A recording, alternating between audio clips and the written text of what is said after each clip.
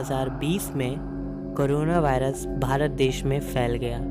ये ऐसे फैला कि पूरे देश में सरकार को लॉकडाउन करना पड़ा। लॉकडाउन के चलते सभी लोग अपने घर में रहते थे। इसी तरह जैसी नाम की भी एक लड़की थी। वो घर में अकेली रहती थी। वो रात में देर तक पढ़ाई करती थी। एक रात वो पढ़ाई कर रही थी, तभी किसी ने दरवाजे पे दस्तक दी।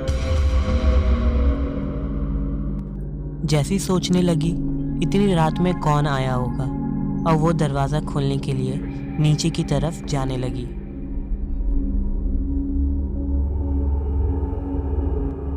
जैसी जब दरवाजे के पास पहुंची तो उसने दरवाज़ा खोला।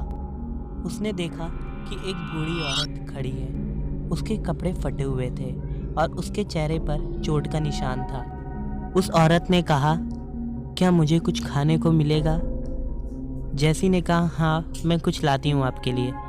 जैसी सोचने लगी कि इतनी रात में ये शायद लॉकडाउन की वजह से इसके पास खाना नहीं होगा, इसलिए मेरे पास आई है। और जैसी ने किचन से कुछ खाने का सामान लिया और उसे देने के लिए दरवाजे के पास रिटर्न आई। जब वो रिटर्न आई तो उसने देखा वहाँ पर कोई भी नहीं था। ये देखने के बाद जैसी ने दरवाज़ा बंद करके अपने कमरे में सोने के लिए चली गई।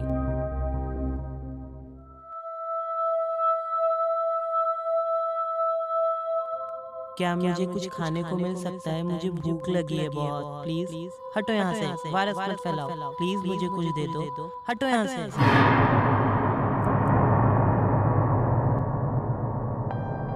ये एक सपना था जो कि पहले हकीकत में जैसी के साथ हो चुका था। जैसी ये सब इग्नोर करके फिर से सोने की कोशिश करने लग गई। जब वो सो रही थी तो उसकी चादर किसी ने घसीटा। जैसी चौंक कर अपने कमरे की लाइट्स ऑन की और इधर उधर देखने लगी और उसने विंडो के पास देखा। ये देख के जैसी डर गई और उसे लगा कि कोई चोर आ गया है और वो पुलिस को कॉल करने के लिए अपने टेलीफोन के पास आई।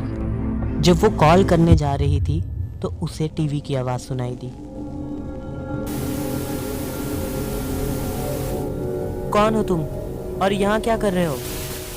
मुझे भूख लगी थी और तुमने मुझे मार दिया।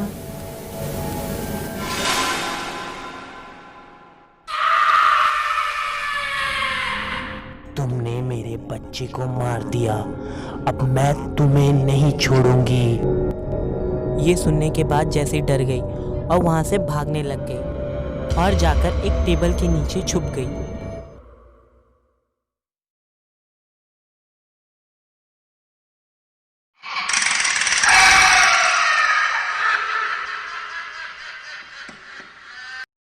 अगर आपको हॉरर स्टोरीज़ पसंद है तो मेरे चैनल पे और भी स्टोरीज़ मैंने डाला है, प्लीज़ उन्हें भी देखिए एंड प्लीज़ सब्सक्राइब भी कर दीजिए। I really need your support. और कोरोना वायरस फैला है तो please be safe, stay home. अगर लॉकडाउन हट भी जाता है तो भी आप अपने घर पे ही रहिए एंड स्टे हैप्पी। बाय।